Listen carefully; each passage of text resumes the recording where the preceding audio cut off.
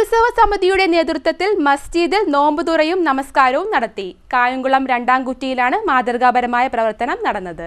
കെട്ടുത്സവ സമിതിയുടെ നേതൃത്വത്തിൽ തൈക്കാവ് മസ്ജിദിൽ നോമ്പുതുറയും നമസ്കാരവും നടത്തിയത് മാതൃകയായി. കായംകുളം രണ്ടാംകുറ്റി ദേശത്തിനകം കേന്ദ്രമാക്കി പ്രവർത്തിക്കുന്ന രൗദ്ര കെട്ടുത്സവ സമിതിയുടെ നേതൃത്വത്തിലാണ് രണ്ടാംകുറ്റി തൈക്കാവ് മസ്ജിദിൽ നോമ്പുതുറയും നമസ്കാരവും നടന്നത്.